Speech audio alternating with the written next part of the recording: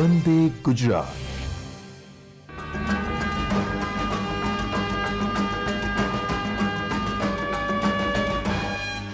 ગુજરાત માધ્યમિક અને ઉચ્ચતર માધ્યમિક શિક્ષણ બોર્ડ દ્વારા શરૂ કરાયેલ નીટ અભ્યાસક્રમ પર આધારિત ધોરણ 11ના ભૌતિક વિજ્ઞાનના અભ્યાસક્રમ માટે આપનું હાર્દિક સ્વાગત છે.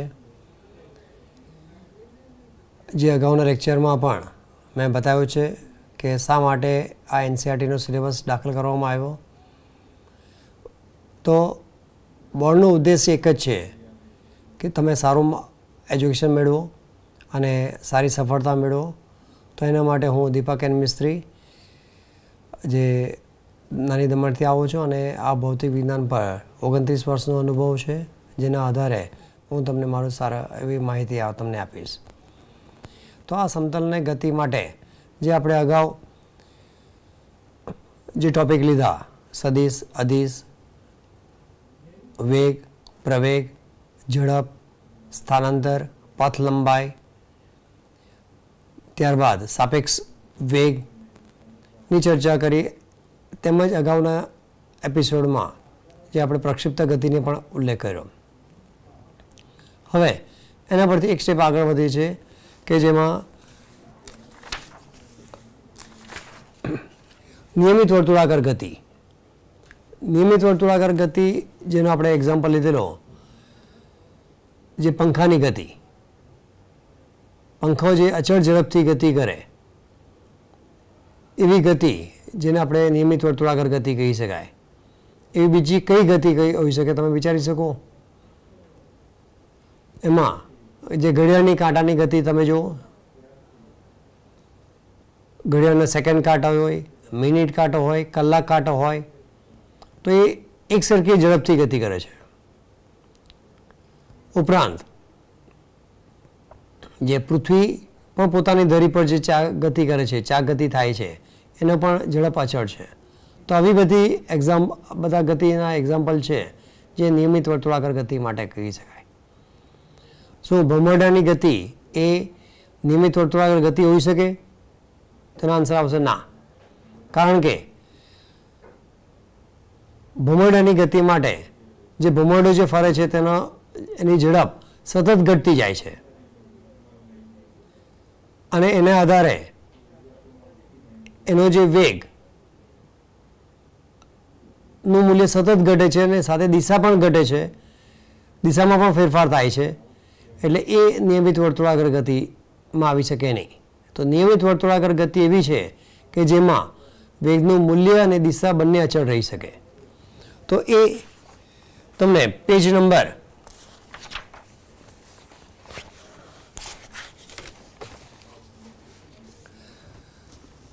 79 પર આપેલ છે. નિયમિત વર્તુળાકાર ગતિ એની વ્યાખ્યા આપેલી છે કે અચળ ઝડપથી વર્તુળાકાર માર્ગ પર ગતિ કરતો પદાર્થ જેને નિયમિત વર્તુળાકાર ગતિ કહી શકાય.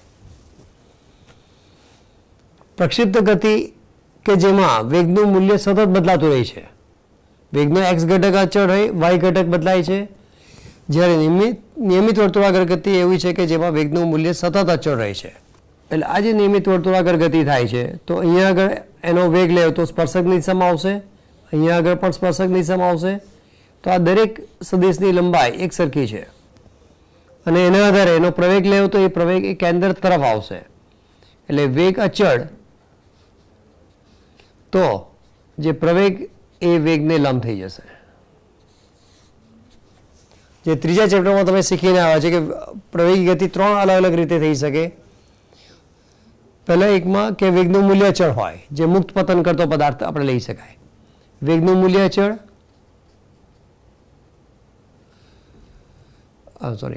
વેગ એની દિશા અચળ અને મૂલ્ય બદલાશે.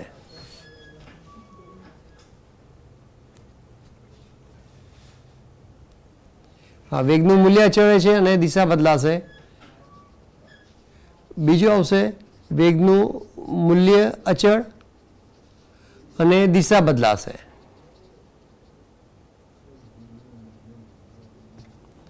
અને ત્રીજું આવી શકે એનું મૂલ્ય અને દિશા બંને બદલાય છે. તો ભમરડાની ગતિ જે ત્રીજામાં એક્ઝામ્પલમાં આવી શકે, જે મુક્ત પતન કરતો પદાર્થ જે પહેલા ભાગમાં આવી શકે અને નિયમિત વર્તુળાકાર ગતિ કરતો પદાર્થ એ બીજામાં આપણે લઈ શકાય. વેગ અચળ છે તો એની દિશા બદલાય છે અને કોઈ પણ ક્ષણે જે પ્રવેગ એ વેગને લંબ હોય છે. તો અને એ જે પ્રવેગ એ કેન્દ્ર તરફ છે, આ પોઈન્ટ પર લેવું તો પણ કેન્દ્ર તરફ છે. આ દરેક જગ્યાએ એ વેગની પ્રવેગની દિશા એ કેન્દ્ર તરફ છે, તો એટલા માટે એને એ પ્રવેગ જે કેન્દ્રગામી પ્રવેગ તરીકે બતાવી શકાય. તો આ કેન્દ્રગામી પ્રવેગનું સમીકરણ મેળવવા માટે જે ટેક્સ્ટબુકમાં આકૃતિ આપેલ છે તેનો ઉલ્લેખ કરીએ. જે ટેક્સ્ટબુકમાં સરસ આકૃતિ આપેલ છે કે જેમાં આ એક વર્તુળાકાર માર્ગ પર ગતિ કરે છે. અહીંયા પી અને પી ડેશ બે અલગ અલગ સમયે કર્ણના સ્થાન બતાવે છે અને ડેલ્ટા આર એનો સ્થાન સદિશ છે અને એ બે વચ્ચેનો ખૂણો જે ડેલ્ટા થીટા તરીકે બતાવાય. અને પી પાસે વેગ એ સ્પર્શકની દિશામાં છે, પી ડેશ પાસે વેગ એ પણ સ્પર્શકની દિશામાં છે. અને આ બંનેને તમે એક વેગ સદિશ તરીકે બતાવો તો વેગનો સદિશ એટલે આને સમાંતર એક સદિશ દોરો, વી ડેશ સમાંતર એક બીજો સદિશ દોરો, તો ડેલ્ટા વી જે આવશે તે કેન્દ્ર તરફ આવશે. તો અહીંયા આગળ તમારી પાસે બે ત્રિકોણ અહીંયા આગળ મળે છે, એક પી સી પી ડેશ અને એક આઈ જી એચ. તો આ જે બે ત્રિકોણો આપણે લઈએ તો એ બે ત્રિકોણો માટે જે ડેલ્ટા વી ને દિશા એ કેન્દ્ર તરફ છે ને એ વેગના ફેરફારની દિશામાં જ પ્રવેગ હોય છે, એટલે કે અહીંયા આગળ જે પ્રવેગ આવશે તે કેન્દ્ર તરફનો આવશે. આ બીજી આકૃતિમાં જે સમય થોડો ઓછો કરો તો પી ડેશ અહીંયા નજીક આવશે, તો પી ડેશ અહીંયા નજીક બતાવ્યો છે. તો અહીંયા આગળ વેગ આ વી ડેશ, તો વેગ અને વી ડેશ તો એ બેનો તફાવત ડેલ્ટા વી એ તો પણ એ કેન્દ્ર તરફ આવશે. તો પી ડેશ એકદમ નજીક લેવામાં આવે, આ પોઈન્ટ પી લઈએ અને પી ડેશ એક તરત જ એની નજીકમાં હોય. જે રીતે આપણે અગાઉ એક્ઝામ્પલ લઈએ 5 સેકન્ડ 10 સેકન્ડ, 5 સેકન્ડ અને 8 સેકન્ડ, તો 5 સેકન્ડ અને 6 સેકન્ડ લેવું તો અહીંયા આગળ હશે, 5.001 સેકન્ડ લેવું તો એકદમ નજીક હશે. તો એનો જે વેગ આવશે તે વેગ સીધો કયો આવશે? કેન્દ્ર તરફ આવશે, જેને આપણે કેન્દ્રગામી પ્રવેગ તરીકે લઈ શકાય. એટલે જે આપણે અગાઉની આકૃતિમાં જે બતાવેલ છે, અહીંયા જે આકૃતિમાં બતાવેલ છે કે જેમાં પ્રવેગ એ વેગને કેન્દ્ર તરફ છે, જે અહીંયા આગળ આવી જાય છે. હવે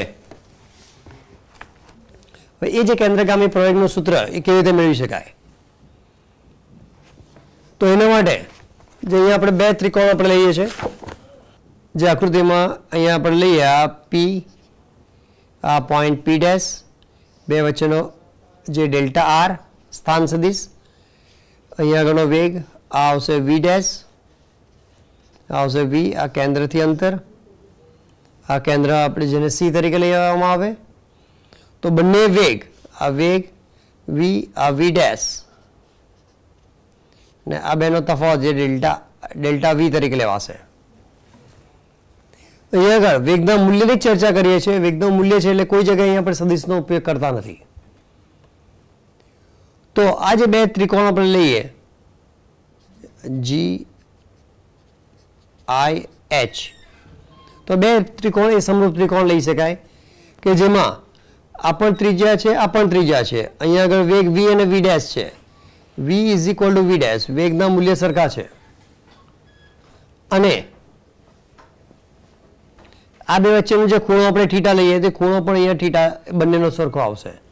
તો બાજુ ખૂણો બાજુ પ્રમાણે બંને ત્રિકોણ આપણે સમરૂપ લઈ શકાય. તો જો ત્રિકોણ સમરૂપ હોય તો એની બાજુ પણ આપણે એક સરખી લઈ શકાય. એટલે આ ખૂણાની સામેની બાજુ એટલે કે ડેલ્ટા વી લઈ શકાય, ખૂણાની સામેની બાજુ એટલે ડેલ્ટા આર લઈ શકાય, ઇઝ ઇક્વલ ટુ ખૂણાની કોઈ પણ એક બાજુ લેવો તો વી લેવો તો ખૂણાની અહીંયા એક બાજુ એટલે આર આવશે. આ બે ત્રિકોણમાં ફરીથી સી પી પી ડેશ અને જી એચ આઈ, તો ખૂણાની સામેની બાજુ એટલે ડેલ્ટા વી, તો અહીંયા પણ ખૂણાની સામેની બાજુ એટલે ડેલ્ટા આર, ખૂણાની પાસે બાજુ આર તો ખૂણાની વી, તો ખૂણાની પાસેની બાજુ એટલે આર, તો એના ઉપરથી આ સમીકરણ મેળવી શકાય. એટલે કે એનો અર્થ થશે કે delta V is equal to delta R into V upon R. હવે આપણે પ્રવેગ જોઈએ છે, તો પ્રવેગ મેળવવા માટે ડેલ્ટા ટી થી ભાગાકાર કરવો પડે. તો delta V upon delta T is equal to delta R upon delta T into V upon R. તો delta V upon delta T એટલે કે એને સરેરાશ પ્રવેગ કહેવાશે. જે રીતે અહીંયા આકૃતિમાં બતાવેલ છે કે સમય ઓછો કરતા જાઓ તો ડેલ્ટા વી ની દિશા એ કેન્દ્ર તરફ જ જાય છે અને ડેલ્ટા ટી ટેન્ડ્સ ટુ 0 થાય તે એક્ઝેક્ટ એ કેન્દ્ર તરફ આવે છે. અને એ જે પ્રવેગ એ વેગ દેખાવ છે લંબ થઈ જાય છે. તો એ ડેલ્ટા ટી સૂક્ષ્મ લેવામાં આવે તો એ પરિસ્થિતિમાં ડેલ્ટા ટી ટેન્ડ્સ ટુ 0 માટે આપણે લખી શકાય કે ડીવી બાય ડીટી ને બદલે delta V by delta T ને બદલે DV by DT is equal to DR by DT into V ભાગ્યા આર. તો ડીવી બાય ડીટી એટલે પ્રવેગ, વી ડીઆર બાય ડીટી એટલે વેગ બતાવશે અને વી ભાગ્યા આર એટલે કે વી સ્ક્વેર ભાગ્યા આર એ પ્રવેગ થશે. એ ઇઝ ઇક્વલ ટુ આવશે વી સ્ક્વેર ભાગ્યા આર, જે કેન્દ્રગામી પ્રવેગ બતાવશે. તો એ કેન્દ્રગામી પ્રવેગનું સમીકરણ પણ એ 2 માર્ક્સમાં તમને એક્ઝામમાં પૂછી શકાય. તો એ એક્ઝામમાં ફરીથી બે ત્રિકોણને સમરૂપ ત્રિકોણ પહેલાં સાબિત કરવા પડશે. બાજુ ખૂણો બાજુ બંનેના સરખા છે. અહીંયા વેગ વી અને વી ડેશના મૂલ્ય સરખા છે, અહીંયા ત્રિજ્યાના મૂલ્ય સરખા છે. બંનેનો ખૂણો પણ સરખો છે, કારણ કે સ્પર્શક અને વેગ હંમેશા લંબ હોય તો એને કારણે આ ખૂણો પણ સરખો બનશે. તો બાજુ ખૂણો બાજુ પરથી બંને ત્રિકોણ સમરૂપ ત્રિકોણ બતાવી શકાય. તો એના ઉપરથી delta V is equal to delta R into V upon R, delta T વડે ભાગાકાર કરો અને ડેલ્ટા ટી સૂક્ષ્મ લઈ લો તો આ સમીકરણ મળશે, જ્યાં ડીવી અપોન ડીટી જે પ્રવેગ બતાવશે અને ડીઆર બાય ડીટી જે વેગ બતાવશે. તો એ સમીકરણ તમને મળી શકે વી સ્ક્વેર અપોન આર. તો આ જે કેન્દ્રગામી પ્રવેગ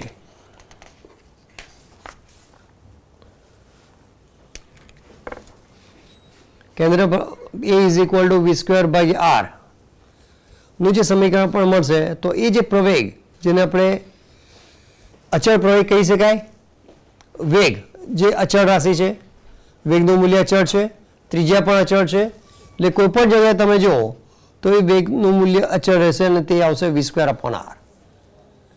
તો એના ઉપરથી શું વેગને આપણે અચળ પ્રવેગ એને અચળ સદિશ કહી શકાય? તો આનો આન્સર આવશે ના. ભલે એનું મૂલ્ય સરખું હોય પણ દિશા સતત બદલાય છે, એનું દિશા હંમેશા કેન્દ્ર તરફ હોય છે, જેને કારણે એ અચળ પ્રવેગ નથી. જે ટેક્સ્ટબુકમાં તમને આપેલ છે કેન્દ્રગામી પ્રવેગ એ અચળ સદિશ નથી, જેનું કારણ કે એની દિશા સતત બદલાય છે. એની સાથે નિયમિત વર્તુળાકાર સાથે એક બીજી માહિતી જરૂરિયાત છે.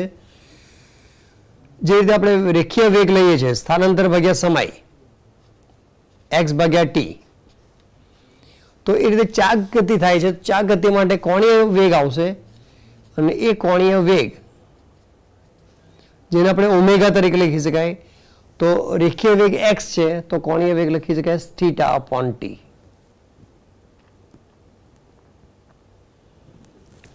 અને જે અહીંયા આગળ વર્તુળાકાર ગતિમાં આપણે પી અને પી ડેશ જે ડેલ્ટા ટી સમયમાં ટી બરાબર ટી સમય, આ ટી પ્લસ ડેલ્ટા ટી સમય, તો ડેલ્ટા ટી સમય અહીંયાથી અહીંયા પહોંચે છે તો એને ચાપ તરીકે લઈ શકાય. તો આ કેન્દ્ર સાથે એનો ખૂણો બનશે આર, આની ત્રિજ્યા આર થશે.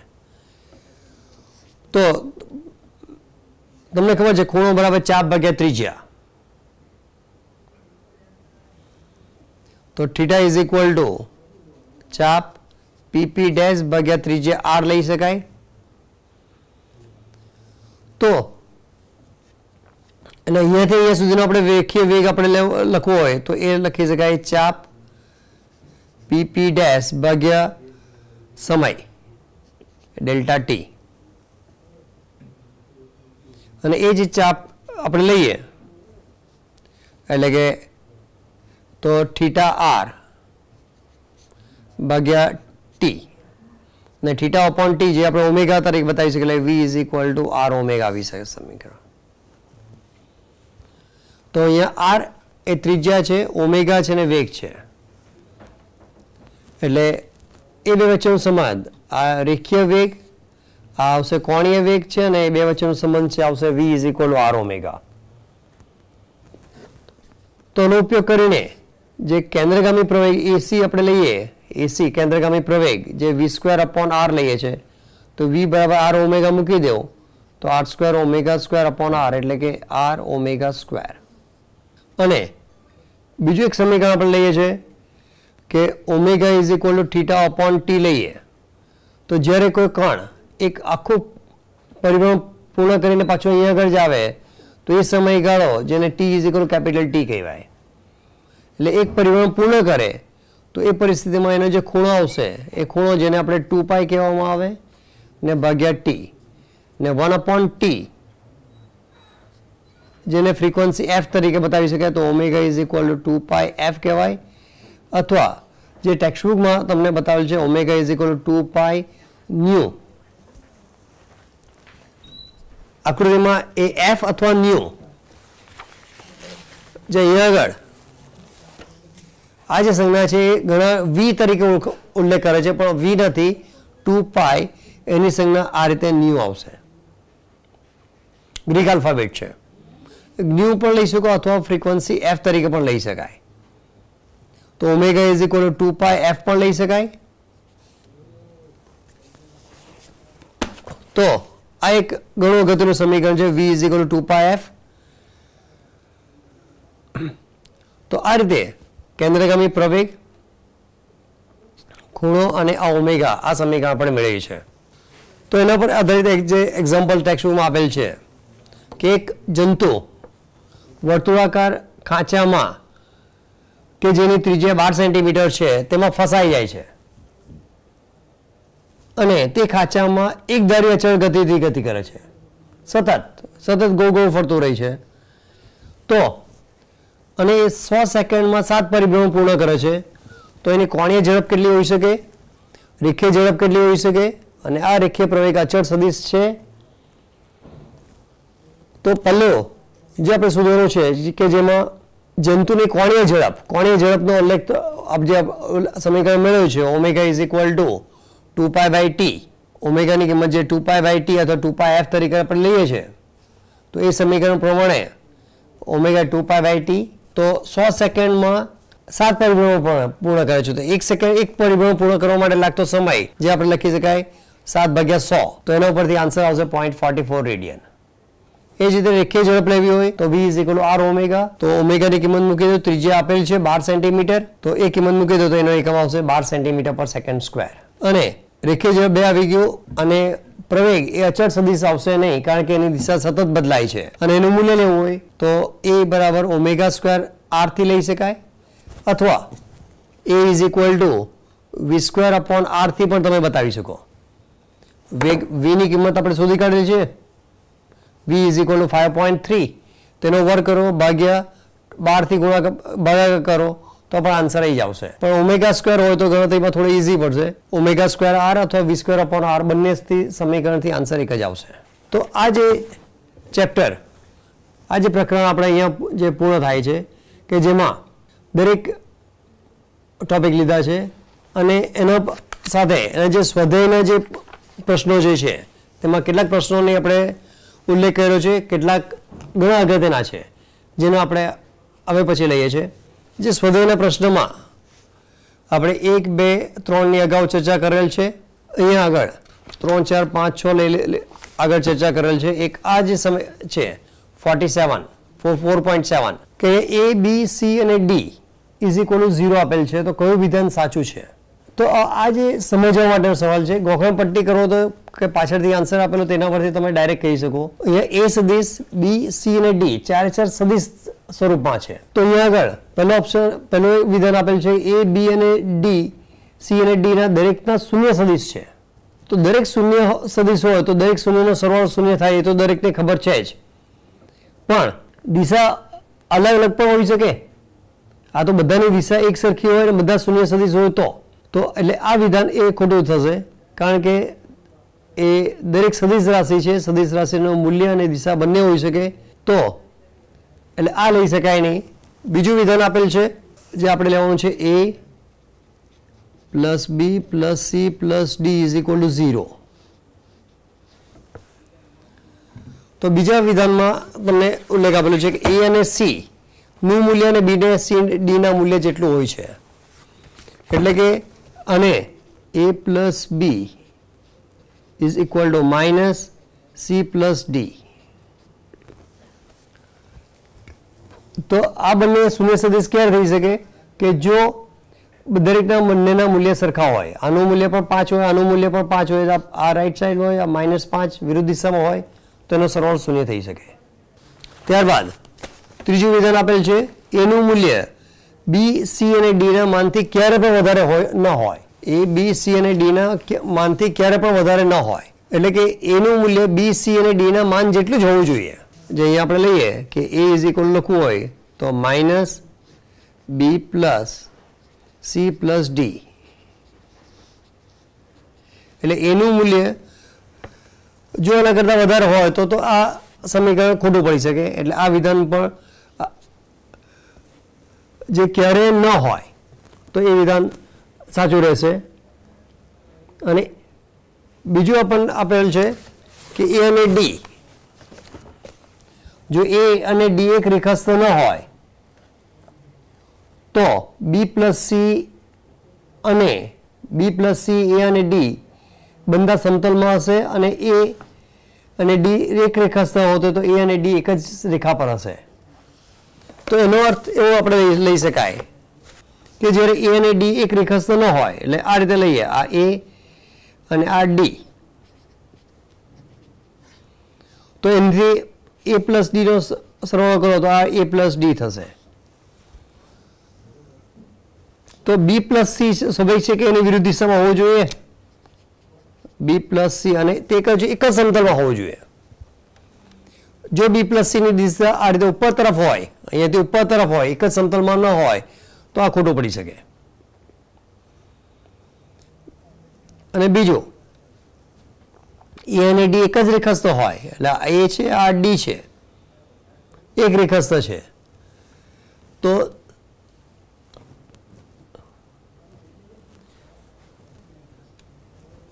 એક રેખાસ્થ હોય તો તે a અને d ની દિશામાં જ હોઈ શકે.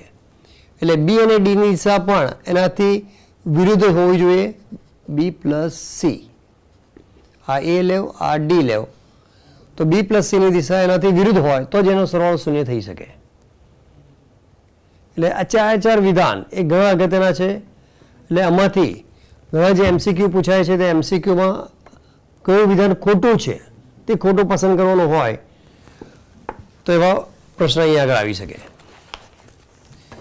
બીજું 4.8 જે સવાલ લઈએ છે કે જેમાં 3 છોકરીઓ આપેલી છે, A, B અને C ના માર્ગ પરથી પસાર થાય છે. A, B અને C 3 માર્ગ આપેલા છે, P થી Q પર પહોંચે છે, અને તો દરેક છોકરીનું સ્થાનાંતરનું મૂલ્ય કેટલું હશે? માર્ગ દરેકનો અલગ અલગ છે, પહેલો, બીજું, ત્રીજું, દરેકનો માર્ગ અલગ છે, પણ જે સ્થાનાંતર લેવાય, સ્થાનાંતર એટલે કે ટૂંકામાં ટૂંકું અંતર, અને P થી Q નું ટૂંકામાં ટૂંકું અંતર એટલે કેવું આવશે? એ B માટે આવશે. અને દરેકનું સ્થાનાંતર લેવું તો સ્થાનાંતર દરેક માટે સરખું આવશે. હા, પથ લંબાઈ અલગ અલગ આવી શકે. પથ લંબાઈ જો તો C ની પથ લંબાઈ સૌથી વધારે આવશે, એના કરતાં A ની ઓછી થશે, એના કરતાં B ની ઓછી થશે.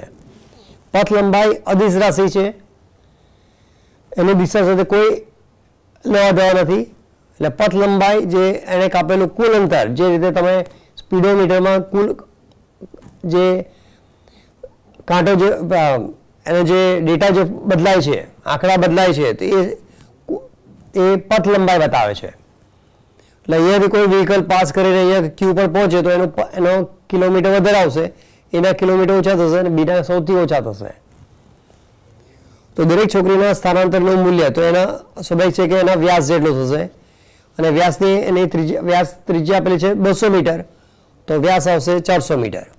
અને કઈ છોકરીનું માન તેના મૂળ સ્કેટની પથ લંબાઈ જેટલી થશે. બીની પથ લંબાઈ પણ એના વ્યાસ જેટલી છે, એટલે એના માટે આવી છે કે આન્સર બી. એટલે બી માટે પથ લંબાઈ અને સ્થાનાંતર બંને સરખા આવશે. એ જ રીતે 4.9 1 કિલોમીટર ત્રિજ્યાવાળા એક વર્તુળાકાર બગીચાના કેન્દ્ર પર ઓ થી શરૂઆત કરે છે, ઓ થી પી પર પહોંચે છે અને પરિઘ પર સાયકલ ચલાવીને ક્યુ પર પહોંચે અને ક્યુ થી ફરી પાછું ઓ પર આવી જાય છે. તો આ ચક્કર લગાવવા માટે એને 10 મિનિટનો સમય લાગે છે. તો એનું સ્થાનાંતર કેટલું થશે? તો આમાં કોઈ ગણતરીની જરૂર નથી, ડાયરેક્ટ જ કહી શકો પ્રારંભિક સ્થાન અને અંતિમ સ્થાન એક જ છે. અહીંયા ઓ થી પી, પી થી ક્યુ ને ક્યુ થી ઓ પર આવી જાય છે, એટલે સ્થાનાંતર એનું શૂન્ય આવશે. સરેરાશ વેગનું સૂત્ર છે કે સ્થાનાંતર ભાગ્યા સમય, સ્થાનાંતર શૂન્ય છે એટલે સરેરાશ વેગ પણ શૂન્ય જ રહેશે. હા, સરેરાશ ઝડપ અલગ આવશે. સરેરાશ ઝડપ તમે શૂન્ય કહી શકો નહીં. તો સરેરાશ ઝડપ શોધવા માટે જે 4.9 તો સરેરાશ ઝડપ નો કુલ અંતર ભાગ્યા સમય, કુલ અંતર એટલે કે પથ લંબાઈ. તો પથ લંબાઈ કેટલી આવશે? એટલે ઓ પી ક્યુ, ઓ થી પી પર પહોંચે છે, આ વક્ર માર્ગ છે, પાછું સુરેખ માર્ગ છે. એની ત્રિજ્યા આપણે છે 1 કિલોમીટર. આ 1 કિલોમીટર છે, આ પણ 1 કિલોમીટર છે. તો આ પીક્યુ ચાપની લંબાઈ શોધવી પડે. તો પીક્યુ ચાપ બે રીતે મેળવી શકાય.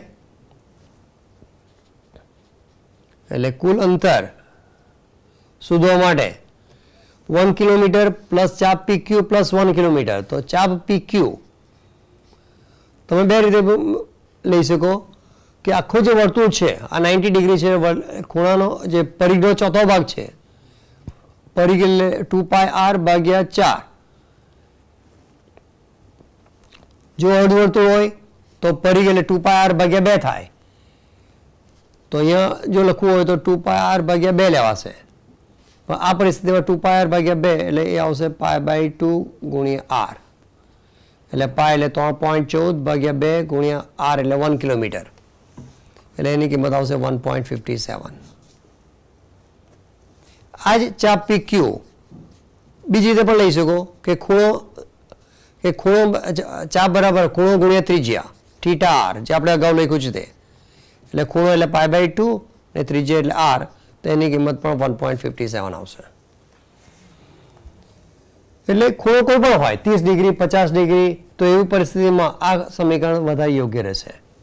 તો કુલ અંતર એટલે આ 1 આવ્યું, પી થી ક્યુ પર એ આવશે 1.57 ને ક્યુ થી પી પર આવશે તે બી 1 એટલે આવશે એટલે 3.57.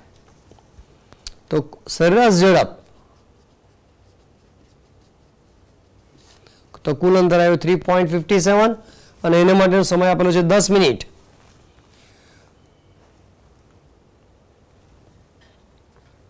તો સમય 10 મિનિટ આ કિલોમીટરમાં છે અને આ મિનિટ છે, તો એ મિનિટને કલાકમાં ફેરવવું હોય, સામાન્ય રીતે વેગ જે હોય કાં તો ઝડપ હોય તે કિલોમીટર પર કલાકમાં લેવાતી હોય, એટલે ભાગ્યા 60 એ કલાક થશે.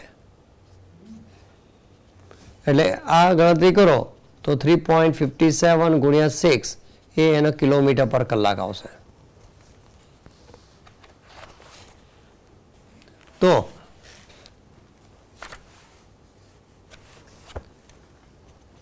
21.1 કિલોમીટર પર કલાક બતાવશે. 21.4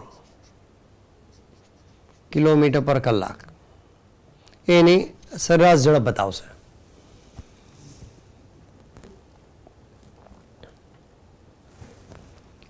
તો આ ઉદાહરણ જે ઘણો અગત્યનું છે, પ્રારંભિક અને અંતિમ સ્થાન એક જ છે, તો એનું સ્થાનાંતર આપણે શૂન્ય લઈ શકાય. એના પછી બીજું એક્ઝામ્પલ લઈએ છીએ, ઉદાહરણ નંબર 10. એક ખુલ્લા મેદાનમાં એક કાર ચાલક એવો રસ્તો પકડે છે કે જે દરેક 500 મીટર બાદ તે ડાબી બાજુએ 60 ડિગ્રીનો ખૂણો વળાંક લે છે અને એક વળાંકથી શરૂ કરી કાર ચાલકના ત્રીજા, છઠ્ઠા અને આઠમા વળાંક પાસે સ્થાનાંતર શોધો.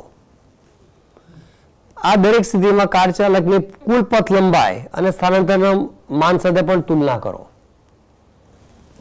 તો અહીંયા આગળ અને આકૃતિમાં પહેલા સમજવું પડશે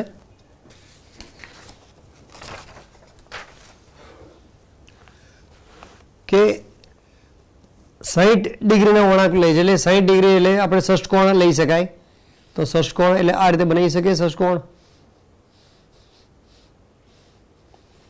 એટલે એ થી શરૂઆત કરે, 500 મીટરનું અંતર કાપે એટલે બી પર પહોંચશે, પછી 60 ડિગ્રીનું ટર્ન લેશે, પછી પાછો 500 મીટરનું અંતર કાપશે, સી પર પહોંચશે, પાછો 60નો ખૂણો ટર્ન લેશે, પછી ડી પર પહોંચશે, પાછો આ ખૂણો 60નો આપેલો છે, પાછું 500 મીટરનું અંતર કાપે છે, ડી થી ઈ પર પહોંચશે, પાછો ટર્ન લે છે, એટલે એની જે ઓરિજિનલ ડાયરેક્શન છે તેનાથી 60 ડિગ્રીનો ખૂણા પર ટર્ન લે છે, પાછું 500 કિલોમીટર અંતર કાપશે, 500 મીટર અંતર કાપશે અને અહીંયાથી ફરી પાછું એ ટર્ન લેશે અને છેવટે એ પર આવશે. એટલે એ થી બી, બી થી સી, સી થી ડી, ડી થી ઈ, ઈ થી એફ અને એફ થી એ પર આવી જાય છે. તો એક ક્વેશ્ચનમાં આપેલો છે એને કાર ચાલકનો ત્રીજો ટર્ન, ત્રીજો એટલે આ પહેલો ટર્ન આવશે, આ બીજો આવશે અને ત્રીજો ટર્ન આવશે. એટલે એને અલગ આકૃતિમાં બતાવી શકાય, આ પહેલો, બીજો અને ત્રીજો. તો એના માટે આ એ, બી, સી અને ડી. તો આના માટે એનું સ્થાનાંતર કેટલું હશે? સ્થાનાંતર એટલે કે ટૂંકામાં ટૂંકું અંતર. હવે આ જે એક્ઝામ્પલ છે તો એ તમને 3 કે 4 માર્ક્સમાં પૂછી શકાય, ડિફિકલ્ટ એક્ઝામ્પલ છે. તો એ થી બી, બી થી સી અને સી થી ડી. તો એનું આપણે એડીની કિંમત શોધવાની છે. તો એડી અહીંયા તમે જોશો તો અહીંયા આગળ આ લંબાઈ જ આવશે, આ 90 ડિગ્રી છે. તો જો એબી બીડી જો તમે શોધી કાઢો તો બીડી પરથી તમે એડી સહેલાઈથી મળી જશે.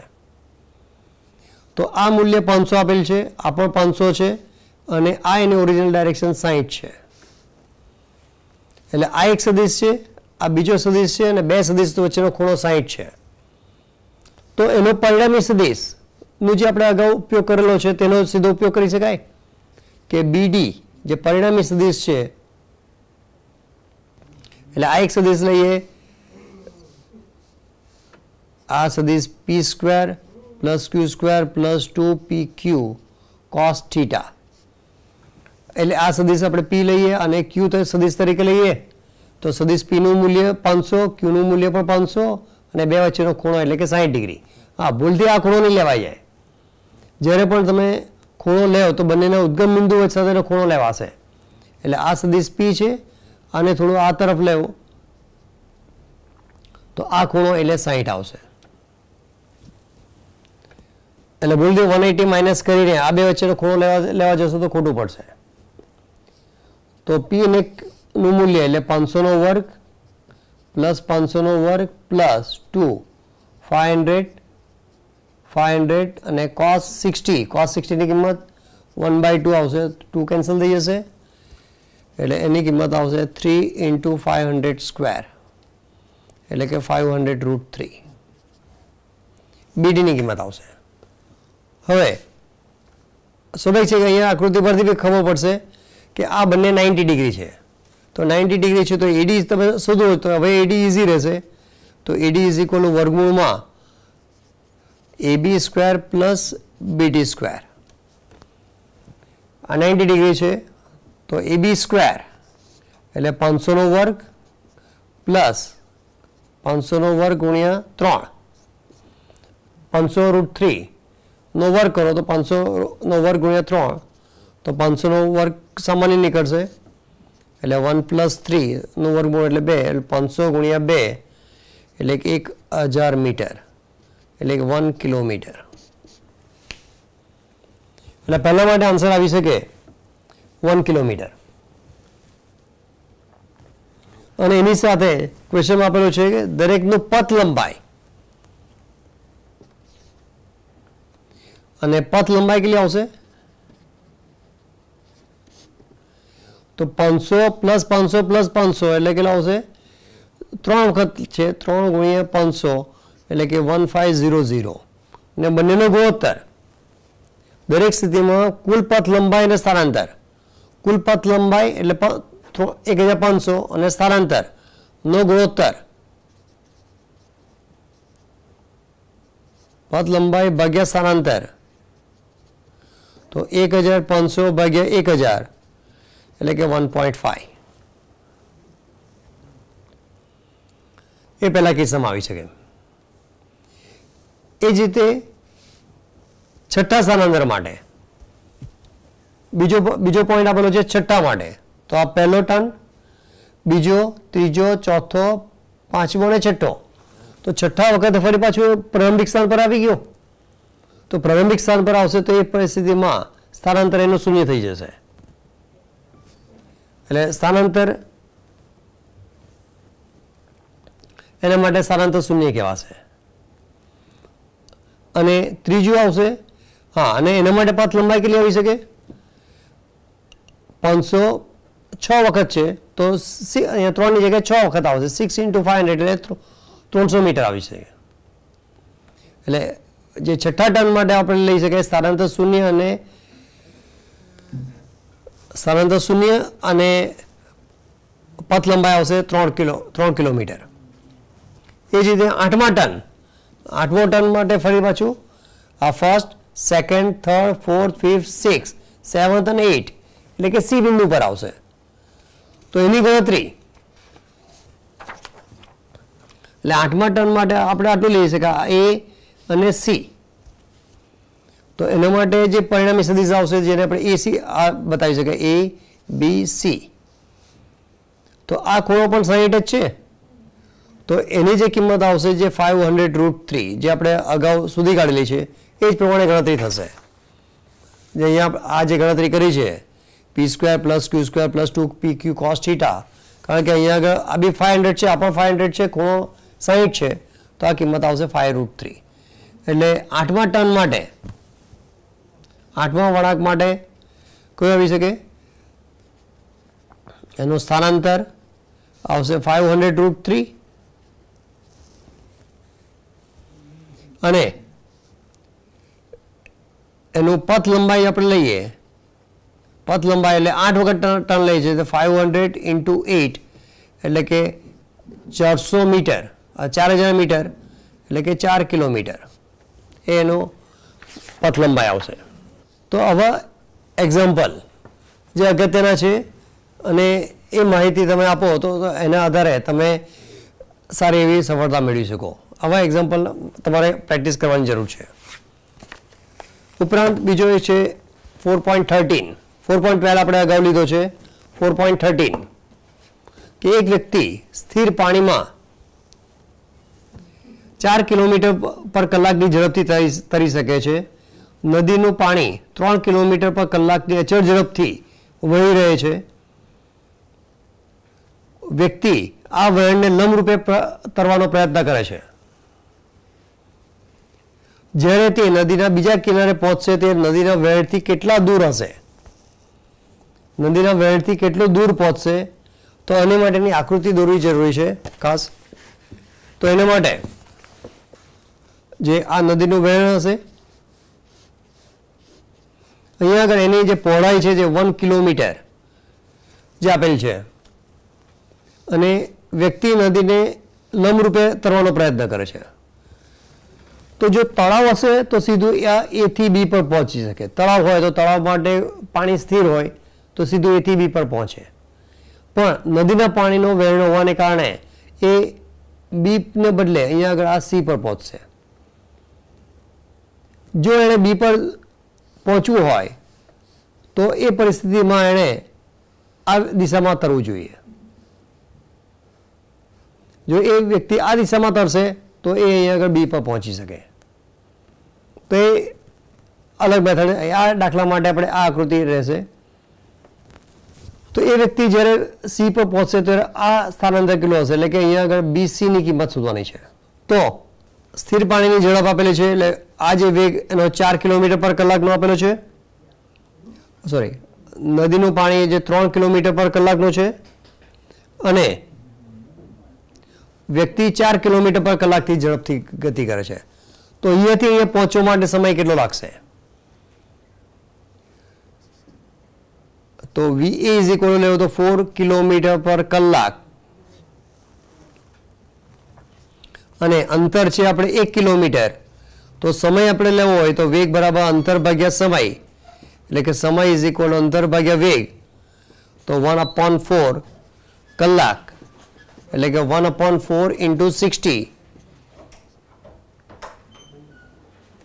આપણે કલાકમાં રાખીએ છીએ 1/4 કલાક માં એ ત્યાં પહોંચે છે. તો નદીનો વેગ આપણને આપેલો છે, તો જે અંતર એટલે કેટલા સમયમાં અહીંયા પહોંચે છે, નદીનો વેગ 3 આપેલો છે, તો સીધો નદીનો વેગ એટલે રિવર મલ્ટીપ્લાય સમય, તો એનો 3 કિલોમીટર છે અને સમય આવશે 3/4, એટલે આ આન્સર આવશે 3/4 કલાક. સોરી 3/4 કિલોમીટર, એટલે કે 0.75 કિલોમીટર. એને મીટરમાં ફેરવો તો અહીંયા આન્સર આવશે 750 મીટર.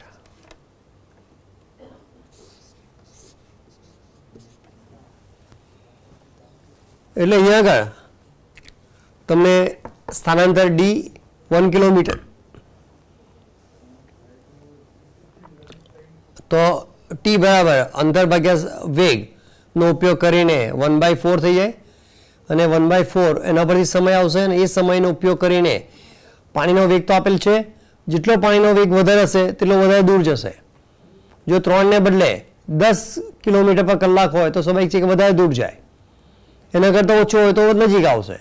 એટલે જે BC અંતર માટે પાણીનો વેગ કેટલો છે તે અગત્યનું રહેશે ને કેટલા સમયમાં ક્રોસ કરે છે તે અહીંયા આપણે 1/4 કલાક લીધું છે. તો એના ઉપરથી આ પણ કિલોમીટર પર કલાક છે, આ પણ છે, તો એના પરથી એ આન્સર આવશે તમને 750 મીટર. તો આવા જે એક્ઝામ્પલ જે બીજા ટેક્સ્ટબુકમાં આપેલ છે એ એક્ઝામ્પલ જે સરળ છે, જેના કેટલાક એક્ઝામ્પલ્સ આપણે અગાઉ કર્યા છે. એમાં 4.14 એ પણ સાપેક્ષ ગતિ પર આધારિત છે. હા, એ ઇઝી એક્ઝામ્પલ છે. 4.15 એ પ્રક્ષિપ્ત ગતિ પર આધારિત છે. એ આપણે લઈએ 4.15, જેમાં એક લાંબા હોલની છત 25 મીટર ઊંચી છે, 40 મીટર પર સેકન્ડની ઝડપથી ફેંકવામાં આવેલ દડો છતને અથડાયા વગર પસાર થાય તે રીતે કેટલું મહત્તમ સમક્ષ અંતર કાપશે? કેટલું અંતર કાપશે? તો અહીંયા આગળ જે પ્રક્ષિપ્ત ગતિના સમીકરણ આપણે લીધેલા, પ્રક્ષિપ્ત ગતિ માટે આ સમીકરણ y મહત્તમ ઊંચાઈ પહોંચવા માટે લાગતો સમય, કુલ સમય, મહત્તમ ઊંચાઈ, અવધિ, મહત્તમ અવધિ. કોઈક જગ્યાએ તમને V0 ની જગ્યાએ U પણ લખવામાં જોવા મળશે. તો પ્રારંભિક વેગ જે U અથવા V0 કોઈ પણ લઈ શકો. તો આની સાથે જે એક સમીકરણ જે h/r એ ઘણું અગત્યનું એક સમીકરણ છે. h/r, h ની કિંમત જે આપણે લઈએ છીએ V0² sin² ભાગ્યા 2g ને r ની કિંમત છે V0² sin² ભાગ્યા g. g કેન્સલ થઈ જશે તો sin² નીચે sin2 જે આપણે થિયરીમાં લખ્યું છે 2 sin into cos θ, તો એક sin θ કેન્સલ થઈ જશે અને આ જે 2 નીચે આવશે એટલે 2 into 2, તો એ આવશે sin/cos એટલે tan θ ભાગ્યા 4. તો આ સમીકરણ તમને મળશે 4h is equal two r tan theta. 4h is equal two r tan theta. આ સમીકરણ ખાસ યાદ રાખવાનું છે. આ ઘણી વખત એક્ઝામ્પલમાં પૂછાય છે અને એના આધારે ઘણું તમને શોર્ટકટ તમને મળી રહે છે. જે ટેક્સ્ટબુકમાં પણ એની માહિતી આપેલી છે. ટેક્સ્ટબુકમાં એ વધારાના પ્રશ્નમાં ટેક્સ્ટબુકનો જે વધારાનો પ્રશ્ન 4.32 છે જેમાં કિંમત આપેલ છે થીટા બરાબર tan inverse 4h maximum upon r. એટલે કે તમે એ લખો tan થીટા તમે લખો તો tan થીટા આવશે 4h અપોન r અથવા 4h is equal two r tan theta.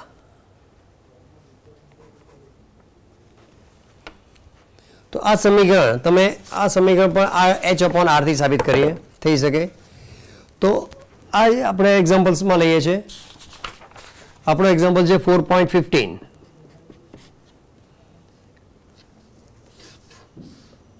આ એક બેડમિન્ટન કોર્ટ જેવો લઈએ.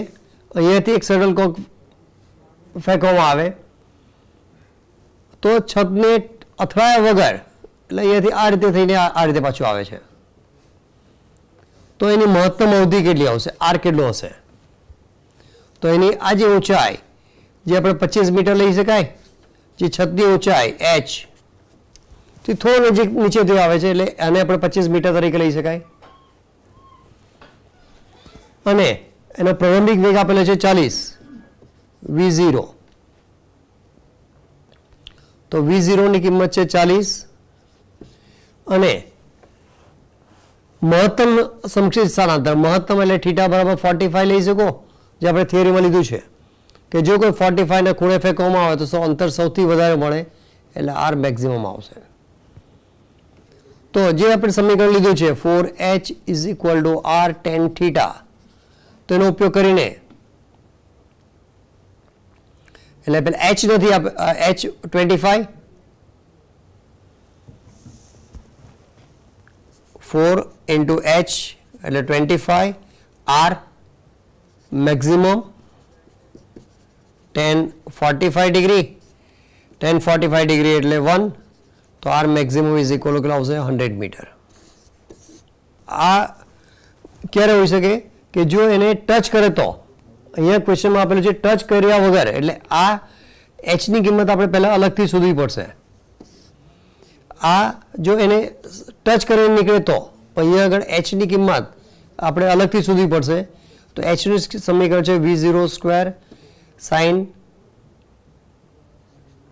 Square theta upon 2g. જે h નું સમીકરણ છે તો v0 જેની કિંમત આપણે છે 40 નો વર્ગ સાઇન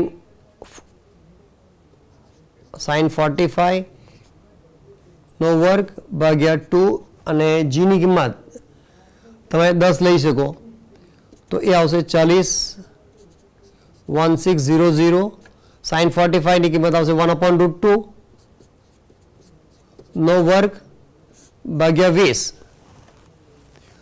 તો એ કિંમત તમને h મળી જાય અને એ h ની કિંમત તમે 4h is equal two r tan થીટામાં મૂકી શકો. 4h is equal two r tan theta અને એના ઉપરથી તમે r મેક્સિમમ શોધી શકો. r મેક્સિમમ થીટાની કિંમત 45 અને આ સમીકરણ પરથી જે h ની કિંમત આવશે તો એ r મેક્સિમમ તમે શોધી શકો અને એ તમને આન્સર પણ ટેક્સ્ટબુકમાં આપેલ છે. હવે જ એક પ્રક્ષિપ્ત ગતિ માટે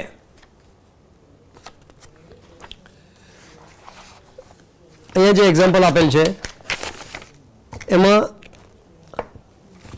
જે ફાઇટર પ્લેન આ એક સમીકરણ પર પ્રક્ષિપ્ત ગતિ પર આધારિત છે અને એ આ તમે 4h is equal two r tan થીટાનો ઉપયોગ કરીને આ સમીકરણ પર કરી શકો. બીજો એક એક્ઝામ્પલ જે અગત્યનો છે 4.18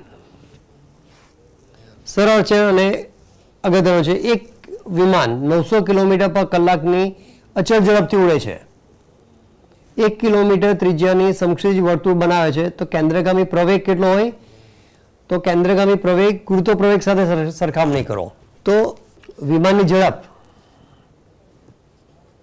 4.18 વિમાનની ઝડપ છે 900 કિલોમીટર પર કલાક. તો 1 કિલોમીટરને 1 કિલોમીટર પર કલાક એટલે કે 1000 મીટર ભાગ્યા 3600 સેકન્ડ એટલે કે આ તમે સાદું આપો તો 5/18 મીટર પર સેકન્ડ થાય. તો આ સમીકરણ તમારે યાદ રાખવું જરૂરી છે. 1 કિલોમીટર પર કલાક ને મીટર પર સેકન્ડમાં ફેરવવા માટે એટલે 5/18 થી ગુણાકાર કરો તો સરળ થઈ જશે. એટલે આ આન્સર આવશે 900 ગુણ્યા 5/18 તો એની કિંમત આવશે 250 મીટર પર સેકન્ડ. તો પ્રવેગનું સમીકરણ છે v²/r. તો v² એટલે 250 નો વર્ગ ને r છે એટલે 1 કિલોમીટર. यहाँ પણ યાદ રાખવું છે r 1 કિલોમીટર છે તો એ મીટરમાં ફેરવવું પડશે એટલે કે 1000 મીટર. 1000 મીટર એટલે 62500 ભાગ્યા 1000 તો 62.5 મીટર પર સેકન્ડ સ્ક્વેર. એ આ જે વિમાન આ જે વર્તુળાકાર માર્ગ પર ગતિ કરે તો એ કેન્દ્ર તરફનું આવશે અને ગુરુત્વ પ્રવેગ જે લેવ એ ગુરુત્વ પ્રવેગ હંમેશા નીચે આવશે જી. આ પ્રવેગ છે એટલે એનું મૂલ્ય જી કરતાં ઘણું વધારે છે. જીનું મૂલ્ય તમે લેવ તો 10 જ આવશે. એટલે એ ભાગ્યા જીની સરખામણી કરો તો એ ભાગ્યા જી લેવો તો 62.5 ભાગ્યા 10 એટલે 6.25 એટલે એ આ જે પ્રવેગ આવશે એ ગુરુત્વ પ્રવેગ કરતાં 10 ગણો વધારે છે. તો આ જ માહિતી જે તમે જે પેલા મેળામાં જે મોતનો કૂવો તરીકે ઓળખાય મોતના કૂવામાં જે કાર જે સતત ગોળ ફરતું હોય તો એનો જે કેન્દ્રગામી પ્રવેગ એ એના ગુરુત્વ પ્રવેગ કરતાં વધારે હોય તો જ એ શક્ય બને. અને એટલા માટે જોયું હશે તો એ મોતનો કૂવોની ત્રિજ્યા ઓછી રાખેલી હોય. જો એ ત્રિજ્યા 2 ગણી 4 ગણી કરવામાં આવે ને પછી એને એ કાર ફેરવવાનો હોય તો એ ફરી શકે નહીં. તો આવા જે ભૌતિક જે ડેલી લાઈફમાં આપણે જે દરેક અનુભવ કરીએ છીએ તે કોઈ ને કોઈ જગ્યાએ ભૌતિક વિજ્ઞાન તો સંકળાયેલો હોય જ છે. અને એને આધારે જે આપણે માહિતી મેળવીએ છીએ અને આ જે ભૌતિક વિજ્ઞાનને આધારે જ જે અલગ અલગ મિસાઇલ્સ જે બનાવવામાં આવે તો એ મિસાઇલ્સમાં આ જ માહિતીનો ઉપયોગ કરવામાં આવે છે કે એમાં એને કેટલા ખૂણે છોડવી જોઈએ, એને કેટલો વેગ મળવો જોઈએ અને આટલો વેગ મેળવવા માટે એનામાં કેટલું બળતણ ભરવું જોઈએ. અને આ ભૌતિક વિજ્ઞાનનો ઉપયોગ કરીને એમાં આપણે સફળતા મેળવીએ છીએ. જે ડૉક્ટર અબ્દુલ કલામ જે મિસાઇલ મેન તરીકે ઓળખાય છે તો એના માટે પણ આ જે ભૌતિક વિજ્ઞાનનો પાયાનું જ્ઞાન અને એમનો ભૌતિક વિજ્ઞાનનો પ્રત્યેનો જે વિશ્વાસ અને એમની જે કદરને આધારે જે મિસાઇલ મેન તરીકે એ ખ્યાતિ પામ્યા છે. તો આ રીતે દરેક ભૌતિક વિજ્ઞાન સાથે સંકળાયેલ જે રાશિ છે જેને માટે જે સમજવા માટે સમીકરણની જરૂર પડે અને એ સમીકરણને તમે વિવરણમાં ઉપયોગ કરીને તમે સારી એવી સફળતા મેળવી શકો. તો આ જે